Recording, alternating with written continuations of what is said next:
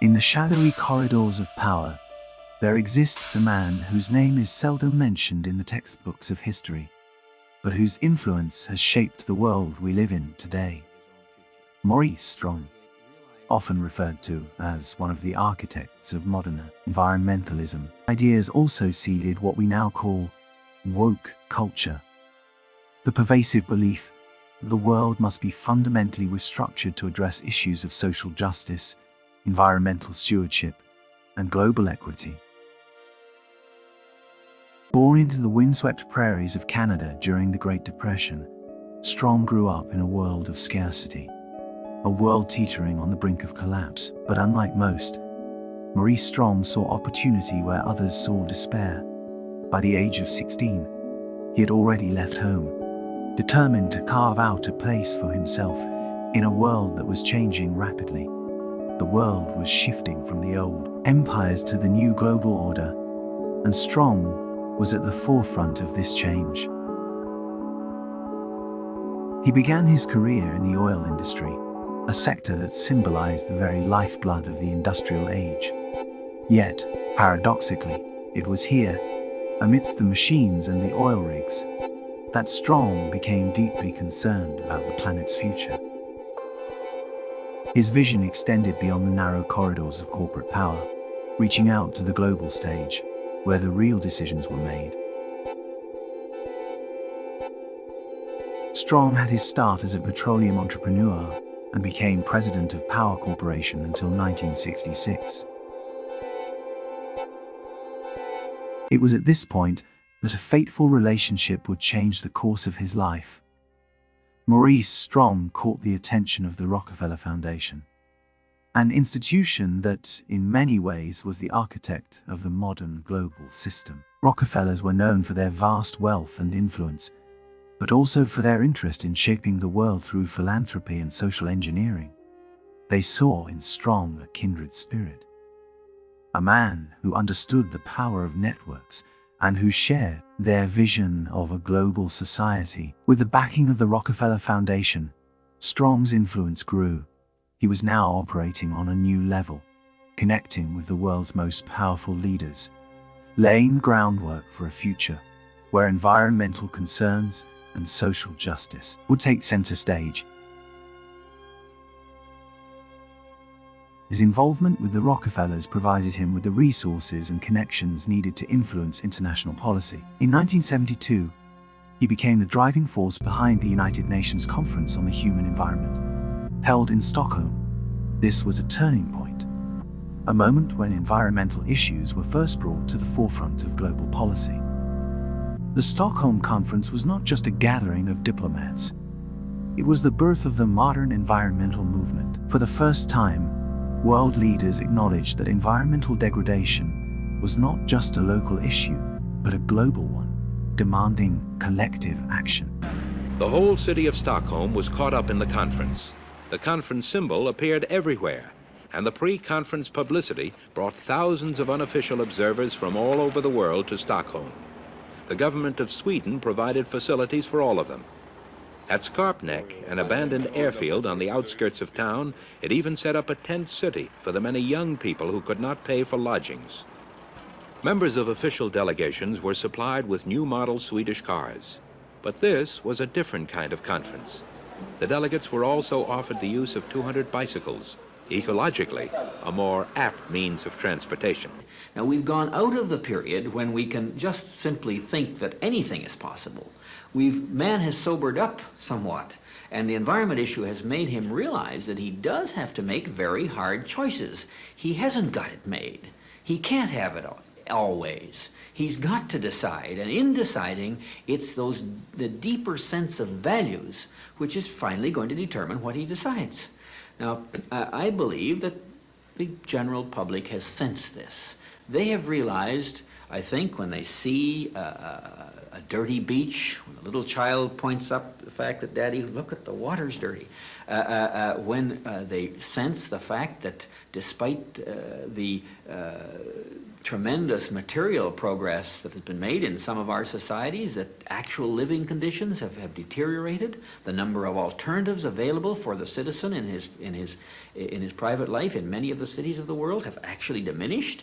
He realizes that pure material economic growth is not the answer, and it makes him confront the basic questions of values. Environmental declaration, that they're going to look after the oceans, that they're going to take a new look at the redistribution of world resources.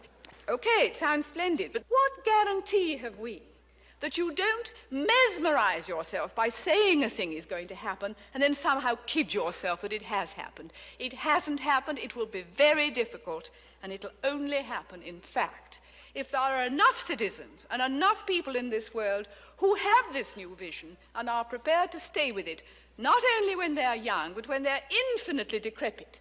In other words, right through and right on. I would not say I am disappointed. I think under the circumstances, 4 years after politicians in particular and people in general began to realize we were in the middle of an environmental crisis, I think Maurice Strong has done an absolute miracle of even getting people to come here and putting together this sort of conference. At the same time, we have to be extremely critical of the point of view that simply turning the old economic crank faster is going to somehow close the gap between the rich and the poor. We've tried that particular game. We've tried it now for 20 years or so, and proportionally the rich keep getting richer and the poor do not catch up. Strong's career was a masterclass in duality, as he ascended the ranks of international diplomacy. Organizing landmark environmental conferences, he simultaneously maintained a robust presence in the corporate world. In 1976, at the request of Prime Minister Pierre Trudeau, Strong returned to Canada to head the newly created National Oil Company, Petro-Canada. He then became chairman of the Canada Development Investment Corporation, the holding company for some of Canada's principal government-owned corporations. This dual life allowed him to bridge gaps between industrialists and environmentalists, but it also sowed the seeds of suspicion. His approach to consensus building was both his strength and his Achilles heel. Strong excelled at bringing disparate groups together in private, luxurious settings, from Rocky Mountain retreats to Swiss alpine getaways. This approach, while effective in fostering agreements, also fueled accusations of secretive collusion. Critics viewed his behind-closed-doors methods as indicative of a hidden agenda. These criticisms extended to allegations of Strong's involvement in a so-called one world government. If it is true that the environment is a global issue, if it is true that we are faced with the need of managing our global society as a physical whole, it is surely also true that we must learn to manage it as an economic and social whole, and that we cannot do this in the face of the very serious social and economic imbalances that exist in this world. Surely, what this compels us to face is dimensions of cooperative behavior that go beyond anything we have yet experienced. Surely it compels us to face the need for extending into international life those concepts of equity and justice and equal opportunity, which, however imperfectly, at least do form the basis for the relationships amongst people within nation states. Maurice Strong's personal life was as complex as his public endeavors. His marriage to Danish-born artist Hannah Marstrand led to their purchase of farmland in Crestone, Colorado, an area that became a reflection of Strong's vision for a new way of living. The Crestone project was intended as a blend of spirituality and environmentalism, embodying Strong's belief that humanity must coexist harmoniously with nature. Strong donated land around Baker to various religious, indigenous, environmental, and New Age groups, while using those groups' presence to sell lots to various high flyers. Robert McNamara, president of the World Bank, Mary and Lawrence Rockefeller, Najib Halabi, former Pan Am CEO and the King of Jordan's father-in-law. Strong also arranged for the Aspen Institute to move some programs to Baker. The accusations weren't just about his politics or environmentalism. They were far more disturbing. Some said Strong wasn't just an environmentalist but a high priest of a New Age religion, using his influence to push for a one-world government and a planetary order rooted in spiritual mysticism. His connection to figures like Shirley MacLaine and his vision for Boca Grande as a spiritual center fueled this narrative. Critics claimed he wasn't saving the planet. He was orchestrating a global cult.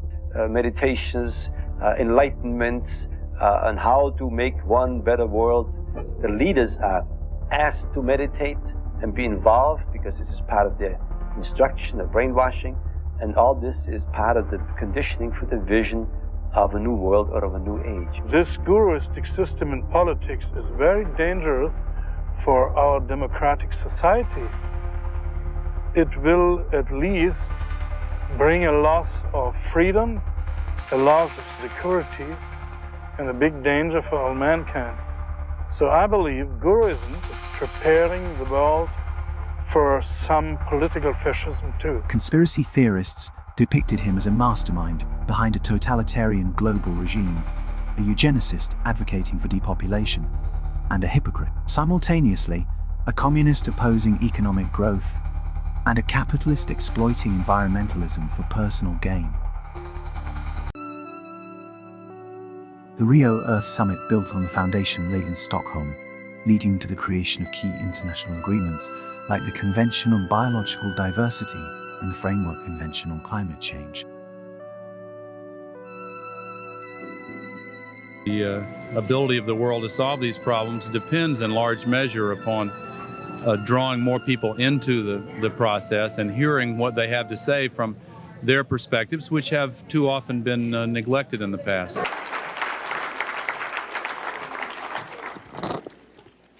Hello, I'm Severin Suzuki, speaking for ECHO, the Environmental Children's Organization.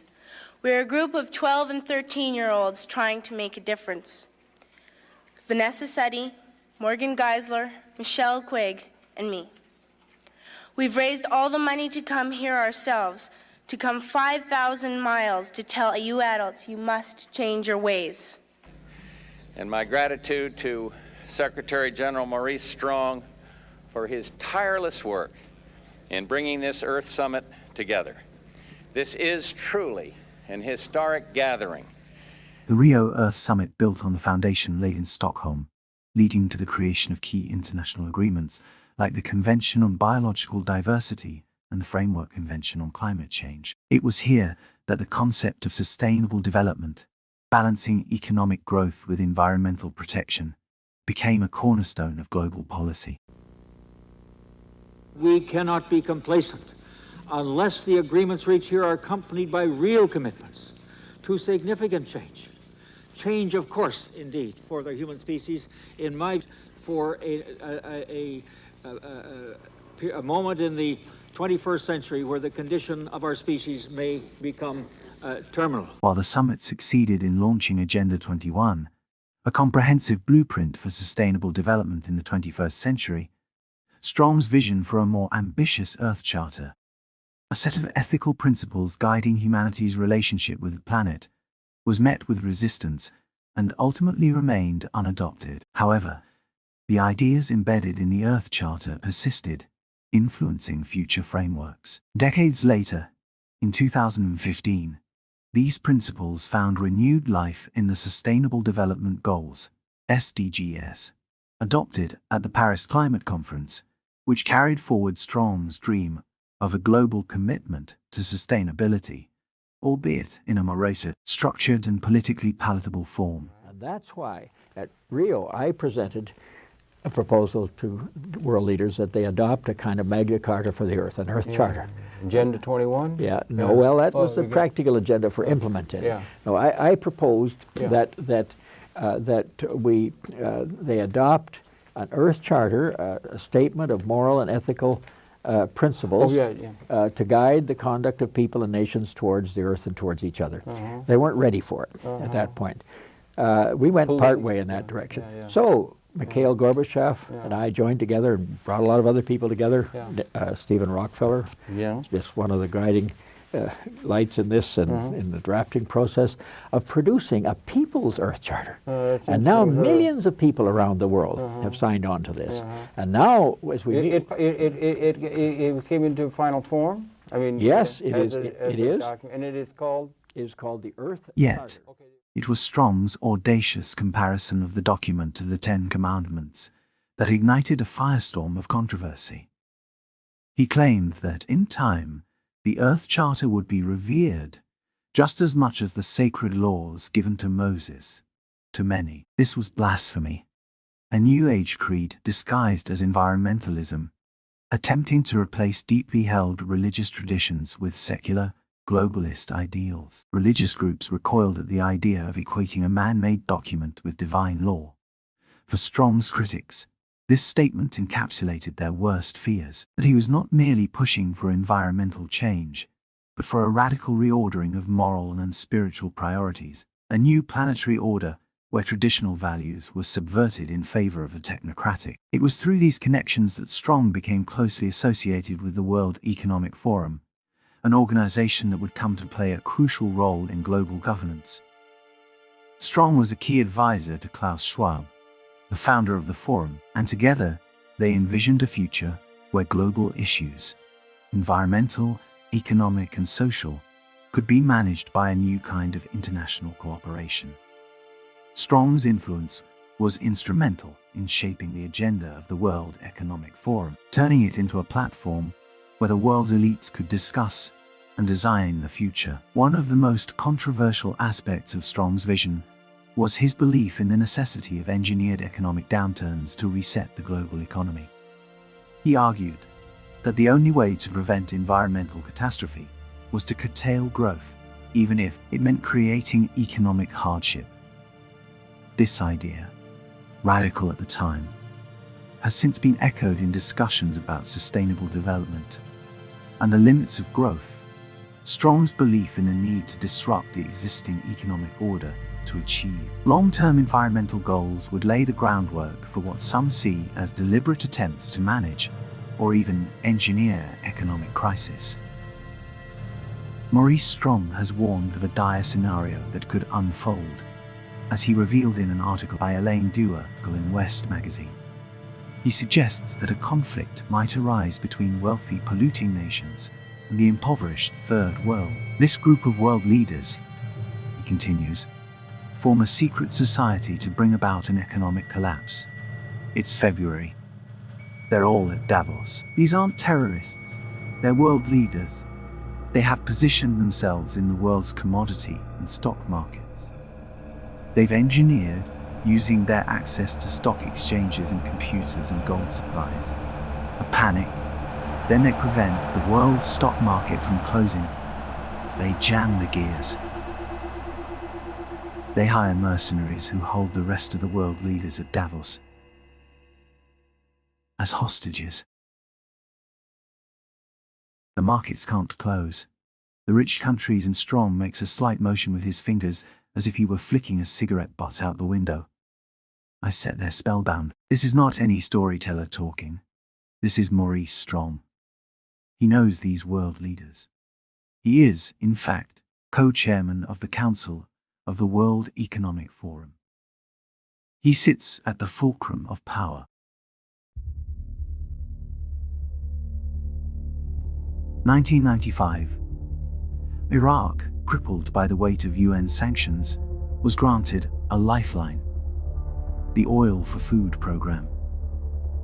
It was designed to ease the suffering of ordinary Iraqis, allowing the sale of oil in exchange for food, medicine, and essentials. But this well-intentioned program became something far darker, a maze of corruption that allowed money and power to shift hands under the guise of humanitarian aid. By the early 2000s, the scandal had grown too big to ignore.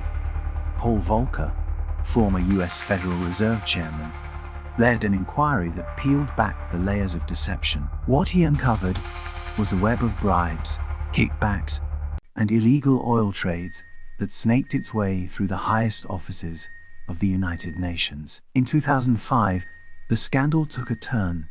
Investigators found Strong's name attached to $1 million payment from a Jordanian bank.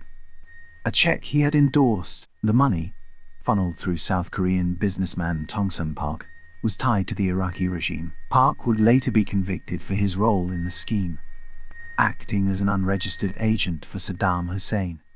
While Strong's legacy began to crumble, Strong denied any involvement in Park's dealings, claiming ignorance. But the stain on his name was indelible.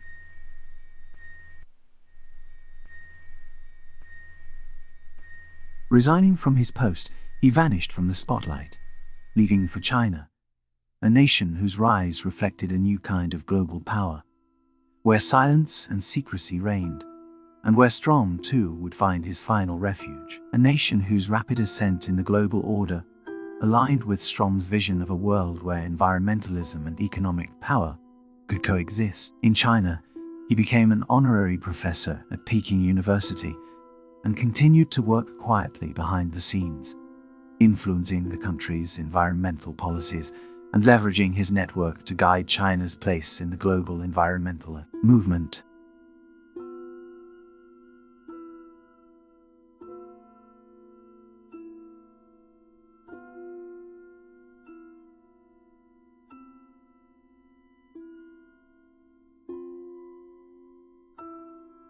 Upon his death in 2015, Klaus Schwab, founder of the World Economic Forum, called him a mentor, indispensable advisor, and friend.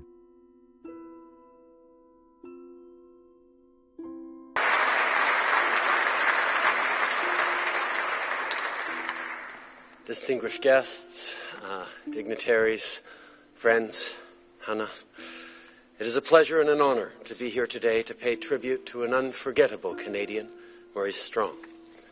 Just last week, my team and I attended the World Economic Forum in Davos, Switzerland, and we were given the chance to proudly represent Canada on the world stage.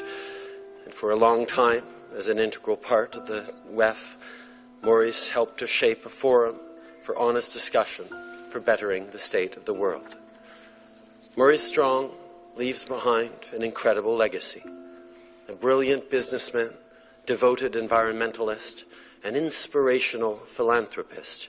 He aspired to make the world a better place, and it's safe to say that a better world has indeed been left in his wake. His work with the United Nations was second to none.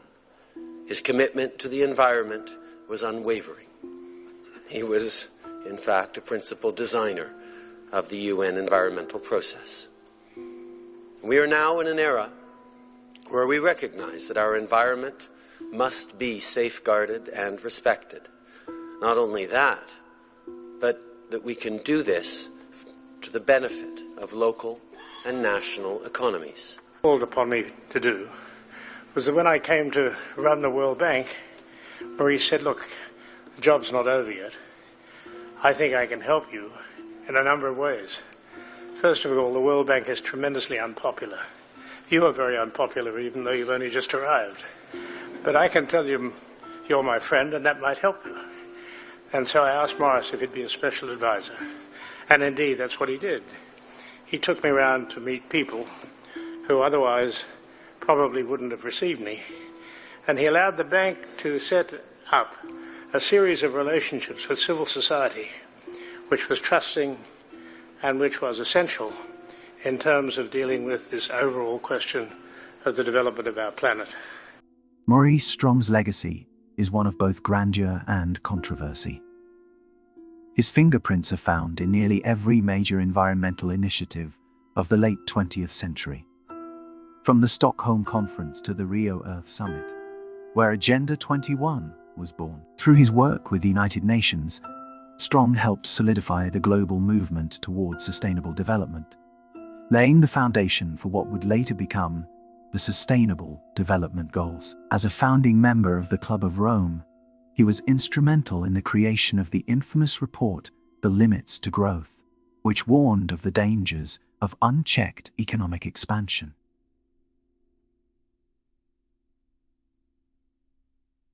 Strong held influential roles as a trustee of the Rockefeller Foundation and the Rothschild Foundation, further cementing his place in the world of elite power brokers. His method of bringing together governments, corporations, and spiritual communities raised both hopes for a new planetary order and fears of a hidden agenda. And despite the criticisms, he remained a co-chairman of the World Economic Forum, a mentor to Klaus Schwab, until the end of his life. But it is in these contradictions, socialist in ideology, capitalist in methodology, that Maurice Strong will be remembered. A man of immense influence and even greater mystery. His supporters saw a visionary. His critics saw a dangerous architect of global governance. Yet, either way, he left behind a world forever changed. The echoes of his ambitions, unanswered questions, and divisive legacy continue to ripple through the corridors of power.